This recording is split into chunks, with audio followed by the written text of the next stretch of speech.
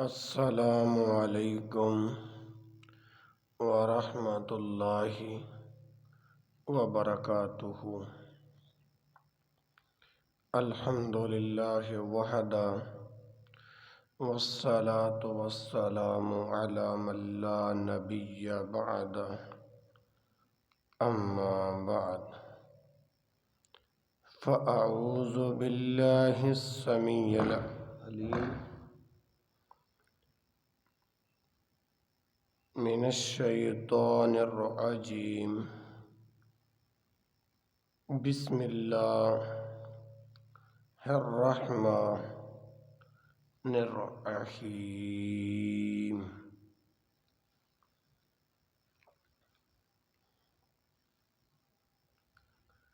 یا ایھا الذین آمنوا اطیعوا اللہ واطیعوا الرسول ولا تبطلوا اعمالکم۔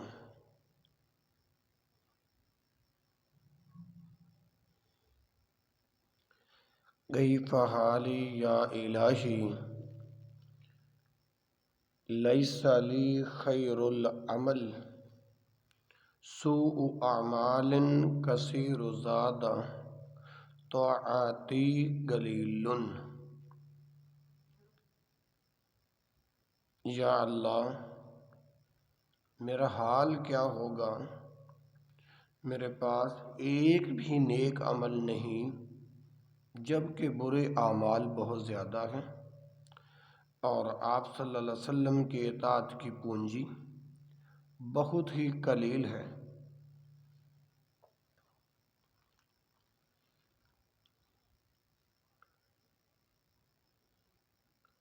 میرے نہایت ہی واجب التعظیم بزرگوں، دوستوں اور ساتھیوں، اللہ احکم الحاکمین مجھے اور آپ کو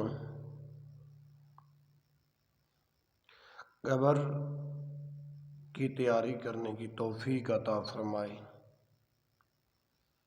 میرے پیارے بھائیوں، قبر میں 3 سوال جو مشہور ہیں، قبر میں منکر نکیر 3 سوال کرتے ہیں۔ پہلا سوال من ربک، تیرا رب کون ہے؟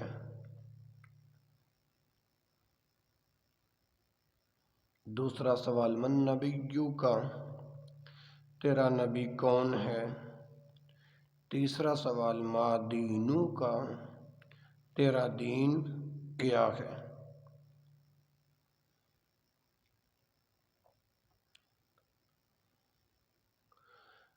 بظاہر ان 3 سوالوں کا جواب بڑا مختصر اور آسان ہے۔ من ربک، تیرا رب کون؟ یعنی میرا رب اللہ ہے۔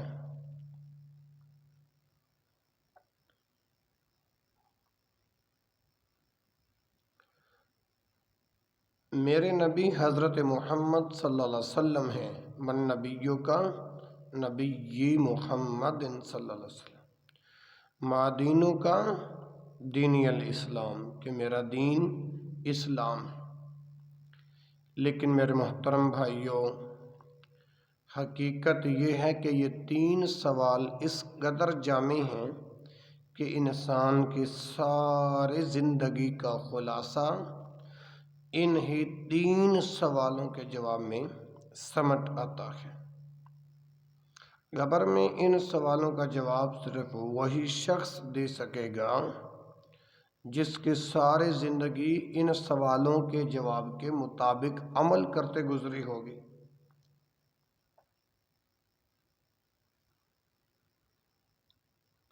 علم و فضل کی بڑائی یا عقل و خرد کی برتری انسان کے کسی کام نہیں آئے گی۔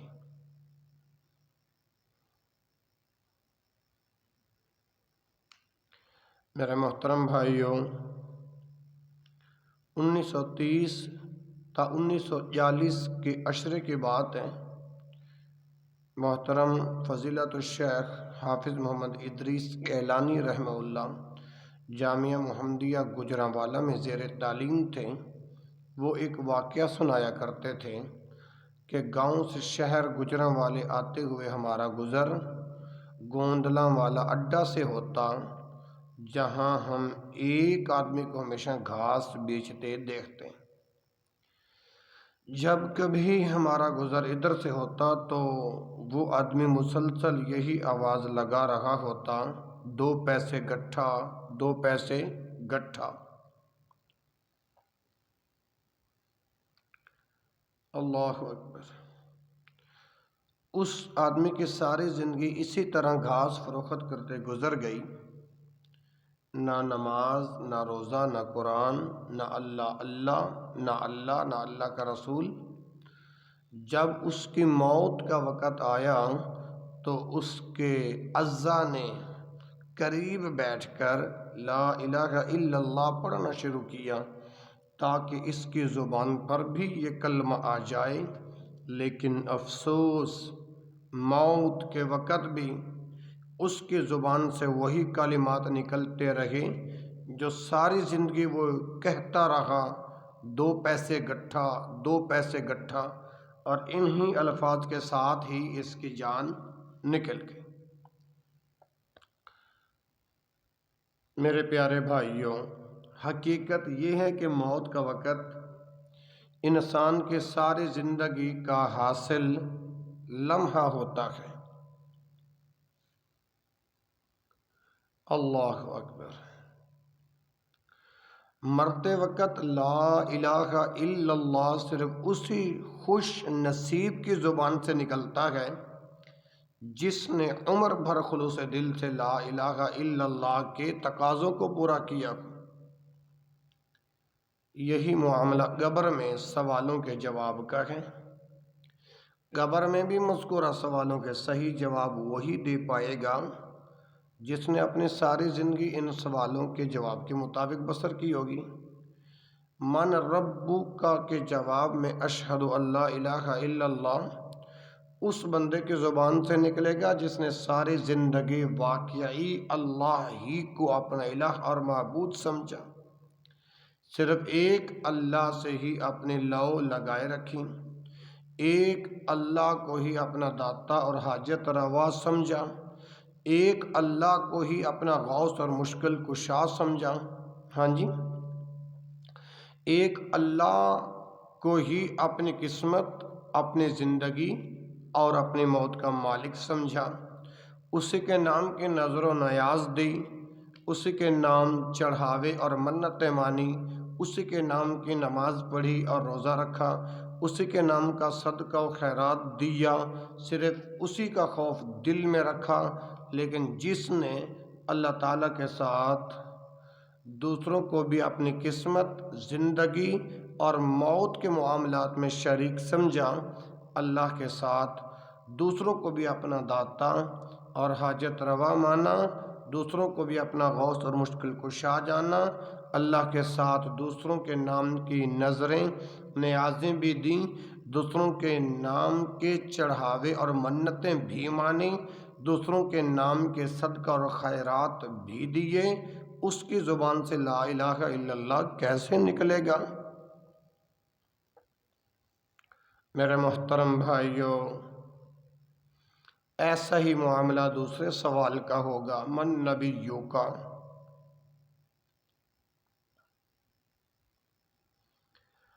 من نبیوں کا جواب ویسے تو بہت مختصر اور آسان ہے،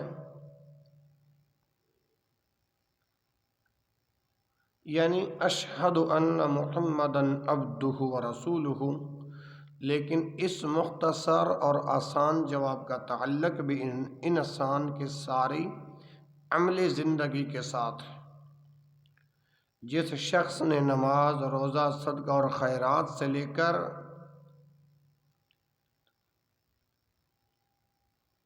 اٹھنے، بیٹھنے، سونے، جاگنے اور کھانے پینے تک، تجارتی لین دین سے لے کر شادی بیاہ اور مرنے جینے تک سارے معاملات میں صرف رسول اکرم صلی اللہ علیہ وسلم کے طریقہ کی پیروی اور اتباع کی ہوگی، انہیں ہی اپنا رہنما اور رہبر مانا ہوگا، انہیں ہی اپنا امام اور پیشوا مانا ہوگا، انہیں کی ذات کو اسوہ اور نمونہ بنایا ہوگا، اور پھر انہیں کو اپنے ماں باپ، اہل و عیال اور دیگر تمام شخصیتوں سے بڑھ کر محبوب جانا ہوگا۔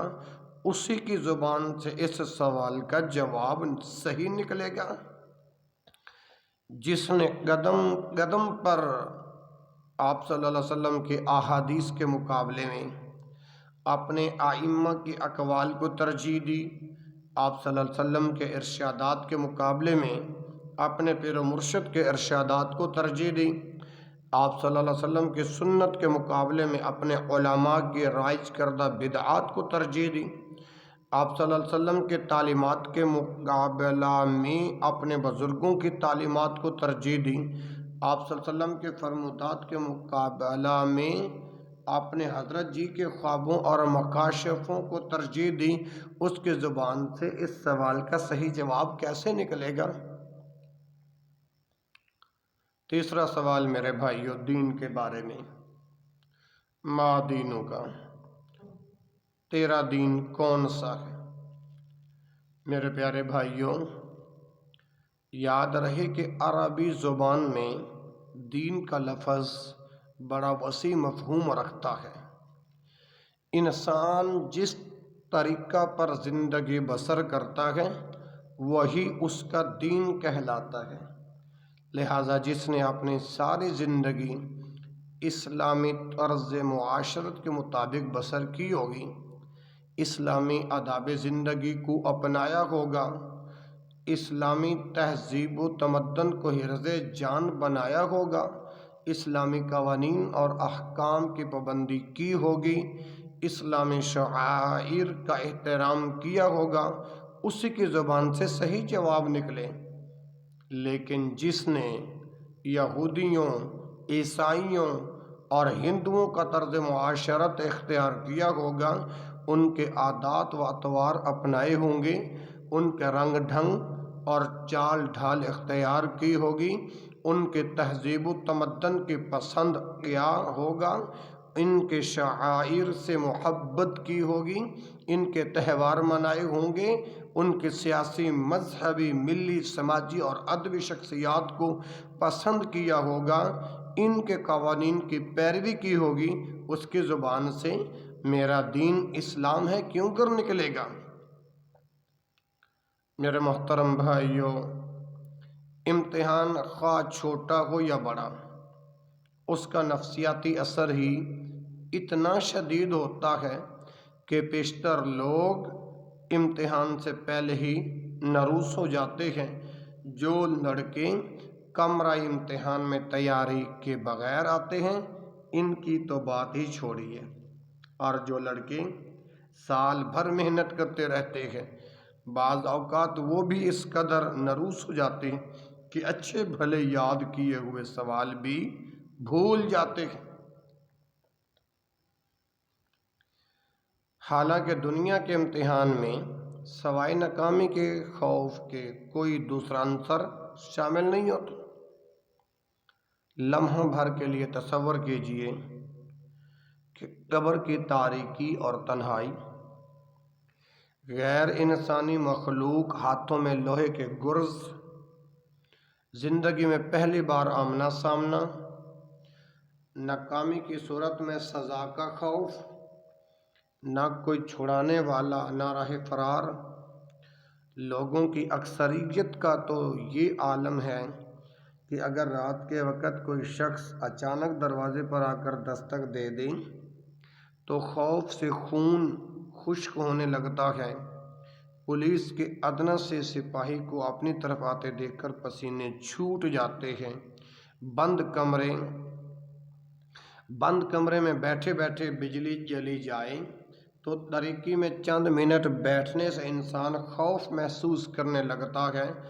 تو صحابہ کرام رضی اللہ عنہم نے اسی خوف کے پیش نظر رسول اکرم صلی اللہ علیہ وسلم کی خدمت میں عرض کیا، یا رسول اللہ صلی اللہ علیہ وآلہ وسلم، جس آدمی کے سر پر فرشتہ گرز لیے کھڑا ہوگا وہ تو خوف سے مٹی کا بت بن جائے گا، جواب کیسے دے پائے گا؟ آپ صلی اللہ علیہ وسلم نے ارشاد فرمایا، اللہ تعالیٰ ایماندار لوگوں کو کلمہ توحید کی برکت سے دنیا اور آخرت کی زندگی یعنی قبر میں ثابت قدم رکھے گا۔ مسند احمد۔ حضرت عائشہ رضی اللہ عنہا نے بھی نبی اکرم صلی اللہ علیہ وسلم کی خدمت میں ایسے ہی خوف کا اظہار کیا، یا رسول اللہ صلی اللہ علیہ وسلم، میں تو ایک کمزور عورت ہوں، قبر میں میرا کیا حال ہوگا؟ آپ صلی اللہ علیہ وسلم نے انہیں بھی یہی بات ارشاد فرمائی، اللہ تعالیٰ اہل ایمان کو کلمہ توحید کی برکت سے قبر کے سوال و جواب میں بھی ثابت قدم رکھے گا۔ بازار۔ بعض دوسرے صحابہ کرام رضی اللہ عنہم کے سوالوں کے جواب میں بھی آپ صلی اللہ علیہ وسلم نے یہی بات دہرائی، جس سے دو باتیں معلوم ہوتی ہیں۔ میرے پیارے بھائیوں، پہلی بات،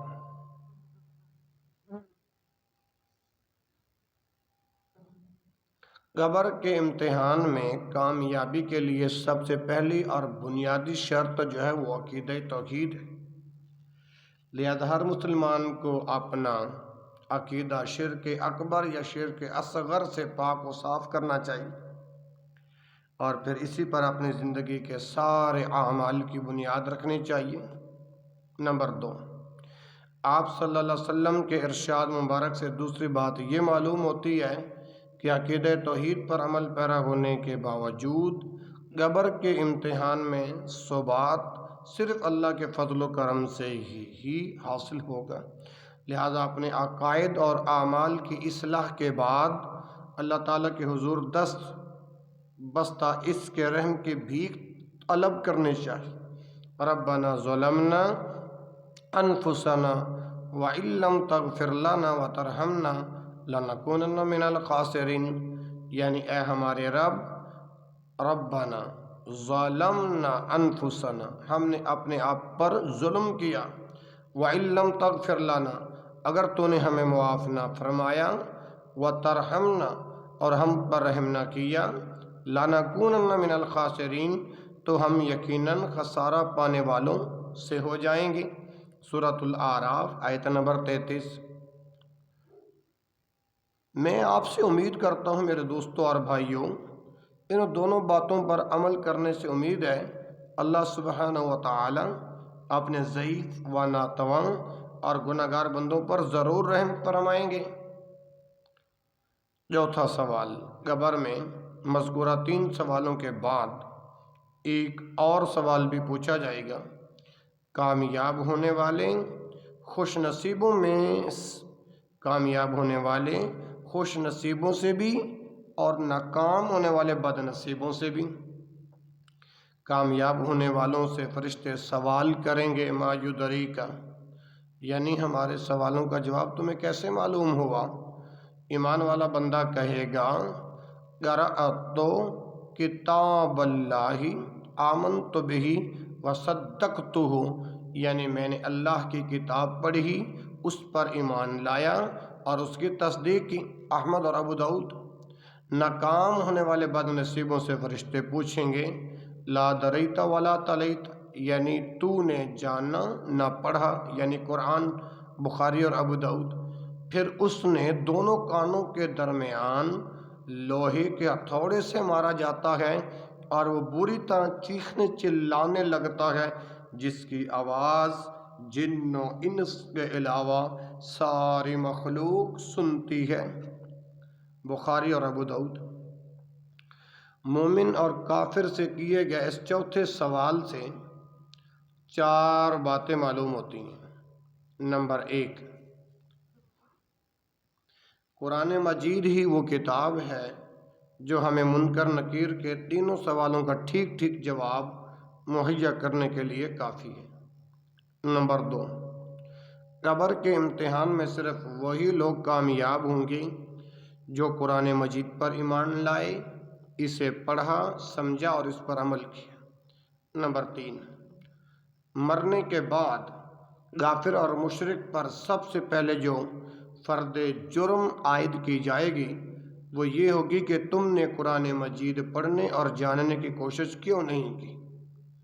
چوتھی بات، قرآن مجید نہ پڑھنے اور نہ سمجھنے کے جرم میں مجرم کے دونوں کانوں کے درمیان یعنی دماغ پر گرز مارے جائیں گے، جس کا مطلب یہ ہے کہ دماغ اللہ تعالی نے قرآن مجید پڑھنے اور سمجھنے کے لیے دیا ہے، اس دماغ کو صحیح مقصد کے لیے استعمال نہ کرنے پر کافر کو یہ سزا دی جائے گی۔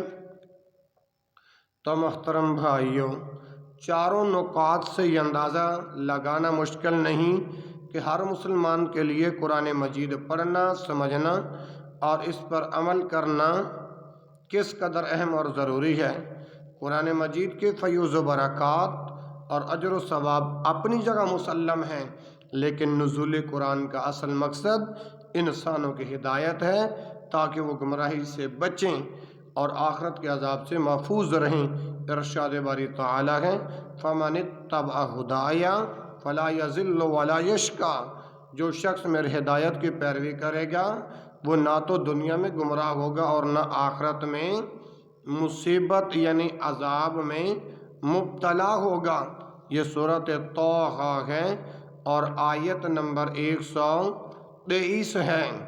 اللہ اکبر۔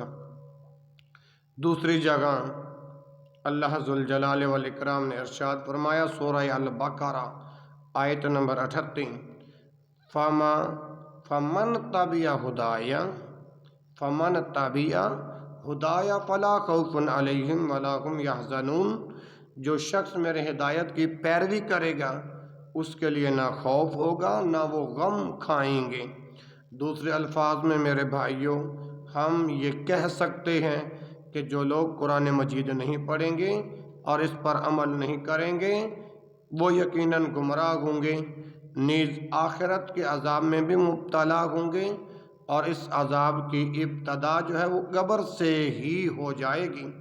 اس اعتبار سے ہونا تو یہ چاہیے تھا کہ اس زندگی میں ہماری سب سے زیادہ محنت، سب سے زیادہ وقت، سب سے زیادہ صلاحیتیں قرآن مجید کی تعلیم حاصل کرنے پر صرف ہوتی۔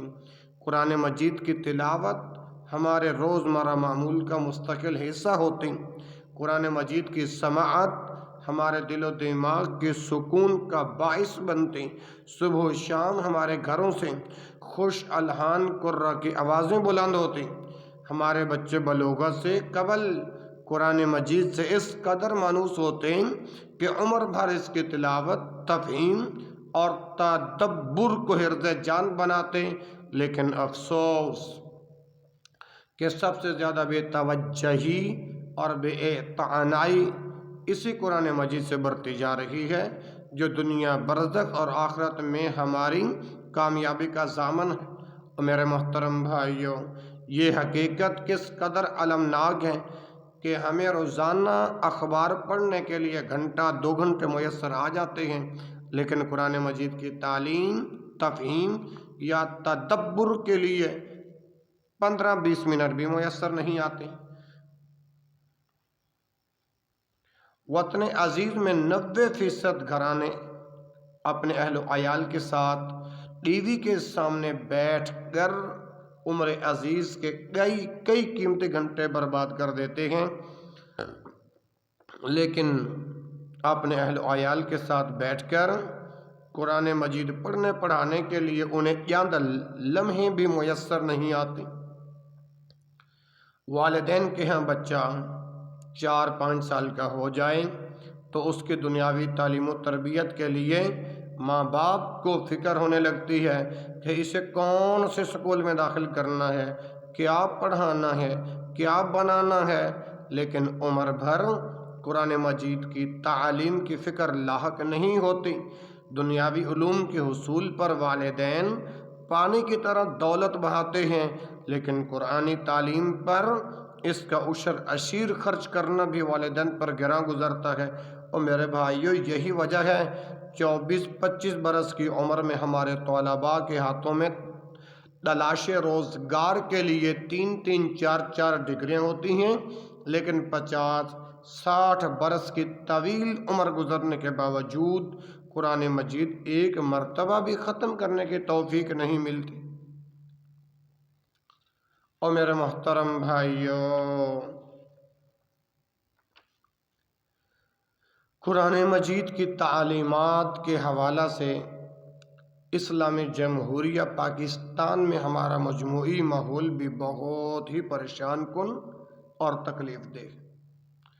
آپ کسی محلہ یا گلی سے گزر رہی ہوں، کسی بازار یا مارکیٹ میں جانا ہو، کسی پارک یا تفریح گاہ میں جانے کا اتفاق ہو، یا کسی ویگن یا بس میں سفر کرنا پڑے، ہر طرف موسیقی، غنا اور گانے بجانے کی بے ہنگم اور شرمناک کان پھاڑتی آوازیں سنائی دیں گی۔ انتہا یہ ہے کہ اذان، نماز اور خطبات جمعہ کے اوقات میں بھی ہمارے مسلمان بھائی اس لذت سماعت سے محروم ہونے کے لیے تیار نہیں ہوتے۔ اس کے مقابلے میں ہمارے محلوں کے کتنے گھرانے ایسے ہیں، بازاروں کی کتنی دکانیں ایسی ہیں، یا کتنی ویگنیں اور بسیں ایسی ہیں جن سے گانے بجانے کے بجائے تلاوت قرآن کی آواز سنائی دیتی ہو۔ شاید 1000 میں سے ایک۔ لا حول ولا قوة الا باللہ العلی العظیم۔ قرآن مجید کی تعلیم سے اس مجرمانہ غفلت اور بے توجہی کی ایک وجہ تو قرآن مجید کی اہمیت سے لا علمی ہے۔ ہمیں یہ علم ہی نہیں کہ اس دنیا میں ہمارے تمام انفرادی اور اجتماعی پریشانیوں، دکھوں، غموں اور بیماریوں کا علاج یہی قرآن مجید ہے۔ اس دنیا سے رخصت ہونے کے بعد عالم برزخ میں یہی قرآن مجید ہماری نجات اور حفاظت کا باعث بنے گا۔ عالم برزخ کے بعد آخرت میں یہی قرآن مجید ہمارے لیے سفارشی ہوگا۔ ہمیں اس بات کا احساس ہی نہیں کہ اللہ تعالیٰ نے قرآن مجید کی شکل میں ہمیں کتنی بڑی نعمت عطا فرما رکھی ہے۔ قرآن مجید سے ہدایت حاصل کرنے کے بجائے ہم اسے محض خیر و برکت کی کتاب سمجھ کر شادی بیاہ کے موقعوں پر بیٹیوں کو ہدیہ میں دینا، بیٹی کو رخصت کرتے وقت اس کے سائے سے گزارنا، لڑائی جھگڑے کے موقع پر قسم اور گواہی کے لیے استعمال کرنا، جنات دور کرنے کے لیے تعویذ بنانا، ضرورت پڑنے پر فال وغیرہ نکالنا اور مردوں کو ثواب پہنچانے کے لیے اس کے تلاوت کروانا ہی اس کا مقصد نزول سمجھ بیٹھے ہیں۔ حالانکہ بھائیوں، یہ بالکل ایسے ہی ہے جیسے کسی گموار کے ہاتھ میں ہیرے جواہرات کا بہت بڑا خزانہ آ جائے اور وہ اسے پتھر کے ٹکڑے سمجھ کر ادھر ادھر بے مقصد ضائع کرتا رہے۔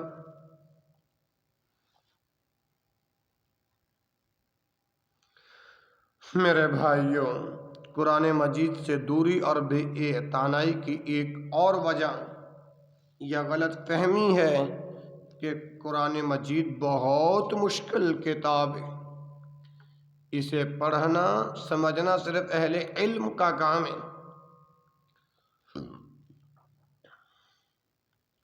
اگر یہ بات صحیح ہوتی تو قبر میں سوالوں کے جواب میں ناکام ہونے والے ہر آدمی پر یہ فرض جرم عائد کیوں کی جاتی؟ لا دریت ولا تلیت، تو نے قرآن نہ جانا نہ پڑھا۔ اللہ تعالیٰ نے قرآن مجید میں بھی اس غلط فہمی کی تردید فرمائی ہے۔ ارشاد باری تعالیٰ سورۃ قمر آیت نمبر 16 یا 17 کے اندر وَلَقَدْ يَسَّرْنَا الْقُرْآنَ لِلذِّكْرِ فَهَلْ مِن مُدَّكِرٍ، نصیحت حاصل کرنے کے لیے ہم نے اس قرآن کو آسان بنایا، پھر ہے کوئی نصیحت قبول کرنے والا؟ ہم یہ تسلیم کرتے ہیں کہ قرآن مجید میں بعض مقامات واقعی ایسے ہیں جنہیں از خود سمجھنا مشکل ہے، لیکن سوال یہ ہے کیا اس وجہ سے پورے قرآن مجید کو نہ پڑھنے کا طرز عمل درست کہلا سکتا ہے؟ اگر کسی طالب علم کو کیمسٹری یا فزکس کے بعض فارمولے سمجھنے میں دقت پیش آ رہی ہو تو کبھی اس کے والدین یہ نہیں کہتے بیٹا اسے پڑھنا چھوڑ دو، یہ تمہارے بس کی بات نہیں۔ بس طالب علم کو مہنگی سے مہنگی ٹیوشن لگوا کر دی جاتی ہے تاکہ بچہ امتحان میں کامیاب ہو جائے۔ دنیا کے معاملہ میں ہماری عقل یہ کام کرتی ہے، لیکن دین کے معاملے میں ہم آخر اتنے نادان اور بدو کیوں بن جاتے ہیں کہ قرآن مجید میں اگر کوئی مشکل مقام آ جائے تو اسے سمجھنے کے بجائے ترک کرنے کا فوراً فیصلہ کر لیا جائے۔ میرے بھائیوں، ہونا تو یہ چاہیے کہ قرآن مجید کا پوری توجہ سے مطالعہ کیا جائے، اگر کہیں سمجھ نہ آئے تو کسی عالم دین سے رہنمائی حاصل کی جائے، اور قبر کے امتحان میں کامیاب ہونے کے بجائے ہر ممکن کوشش کی جائے، نہ یہ کہ پہلے روز ہی سے نہ پڑھنے کا فیصلہ کر کے امتحان میں ناکامی پر مورد تصدیق ثبت کر لی جائے۔ اور میرے بھائیوں، قرآن مجید سے دوری کی ایک اور وجہ یہ بھی ہے کہ بعض لوگ زیادہ علم حاصل کرنے کو باعث ہلاکت سمجھتے ہیں۔ ان کا خیال یہ ہے کہ ابلیس بھی بہت بڑا عالم تھا، اپنے علم کی وجہ سے ہی گمراہ ہوا تھا، لہٰذا جتنا علم ہے اس پر عمل کر لینا کافی ہے۔ اور میرے بھائیوں، یہ غلط فہمی بھی سراسر وسوسہ ہے۔ ابلیس اپنے کم علم کی وجہ سے نہیں بلکہ تکبر کی وجہ سے ہلاک۔ سورہ بقرہ کی آیت نمبر 34 آپ دیکھ۔ اسی طرح اہل علم کی تو اللہ تعالیٰ نے ان الفاظ میں تعریف فرمائی، انما یخشی اللہ من عبادہ العلماء، کہ بے شک اللہ تعالیٰ کے بندوں میں سے وہی اس سے ڈرتے ہیں جو علم والے ہیں۔ سورۃ فاطر آیت نمبر 28۔ دوسری جگہ ارشاد باری تعالیٰ ہے، قُلْ هَلْ يَسْتَوِي الَّذِينَ يَعْلَمُونَ وَالَّذِينَ لَا يَعْلَمُونَ، اے محمد ان سے پوچھو کیا علم والے اور بے علم برابر ہو سکتے ہیں؟ سوچنے کی بات یہ ہے کہ جس چیز کی تعریف اللہ تعالیٰ نے قرآن مجید میں بیان فرمائی ہے وہ انسانوں کے لیے ہلاکت کا باعث ہوگی یا نجات کا۔ بعض لوگ عمر کی وجہ سے قرآن مجید پڑھنے یا علم دین سیکھنے میں شرم اور جھجک محسوس کرتے ہیں، حالانکہ یہ بھی محض ایک منفی انداز فکر ہے۔ دنیا کے معاملات میں ہر آدمی مرتے دم تک جد و جہد کرتا رہتا ہے، لیکن کبھی جھجک یا عیب محسوس نہیں کرتا، پھر دین کے بارے میں ایسی فکر اور سوچ کیسے درست ہو سکتی؟ صحابہ کرام رضی اللہ عنہم میں سے کوئی 50 سال کی عمر میں مسلمان ہوا، کوئی 60 سال کی عمر میں، اور اس کے بعد قرآن مجید پڑھا اور بعضوں نے زبانی یاد کی۔ اللہ کے حبیب اللہ کے رسول صلی اللہ علیہ وسلم کا ارشاد طبرانی میں موجود ہے، علم دین سیکھنا ہر مسلمان پر واجب ہے، اور اس کے لیے آپ صلی اللہ علیہ وسلم نے عمر کی کوئی قید مقرر نہیں فرمائی، لہٰذا اللہ تعالیٰ جب بھی سمجھ عطا فرمائیں بلا جھجک اور بلا تاخیر قرآن مجید پڑھنا چاہیے۔ قرآن مجید سے دوری کی ایک وجہ مختلف قسم کے 5 سورے اور دیگر کتب و وظائف ہیں جنہیں اکثر لوگ اس طرح روزمرہ کا معمول بنا لیتے ہیں، جس طرح قرآن مجید کی تلاوت کو روزمرہ کا معمول بنانا چاہیے، اور اس کے بعد قرآن مجید کو ہاتھ لگانے کی ضرورت محسوس نہیں کرتے۔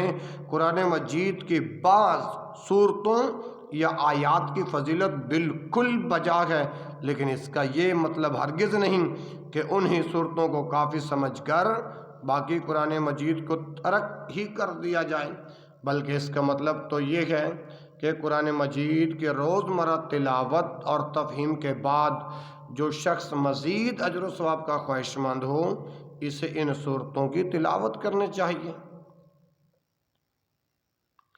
اسی طرح بعض دینی جماعتیں اپنے اپنے مخصوص مقاصد کے حصول کی خاطر اپنے کارکنان کے لیے مخصوص لٹریچر، سلپس تیار کر دیتی ہیں جو عیب کا باعث نہیں، البتہ اس لٹریچر کا اس قدر لزوم کہ تمام تر دعوت کی بنیاد اسی لٹریچر پر ہو اور قرآن مجید کو کبھی دیکھنے کی ضرورت ہی محسوس نہ ہو۔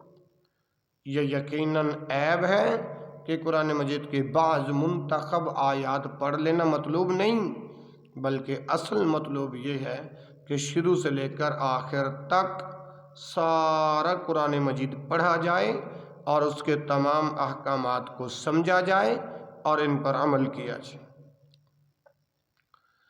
میرے بھائیوں، عوام الناس کو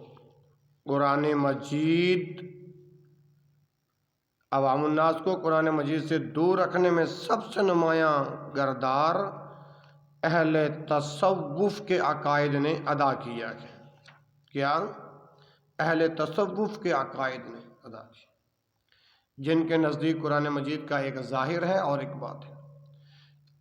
اہل تصوف کے نزدیک قرآن مجید کے باطنی معانی ظاہری معنی سے افضل اور مقدم ہیں، جو پڑھنے سے نہیں بلکہ سینہ بسینہ حاصل ہوتے ہیں۔ صوفیاء کے ہاں مقولہ مشہور ہے، علم درسی نبود، یعنی علم پڑھنے پڑھانے کی چیز نہیں بلکہ یہ سینہ میں ہوتی ہے۔ اور بعض صوفیاء اس سے بھی ایک قدم آگے بڑھ کر یہ فرماتے ہیں، العلم حجاب الاکبر، العلم حجاب الاکبر، یعنی قرآن علم طریقت کے راستے میں سب سے بڑی رکاوٹ ہے۔ غور فرمائیے میرے محترم بھائیوں، قرآن مجید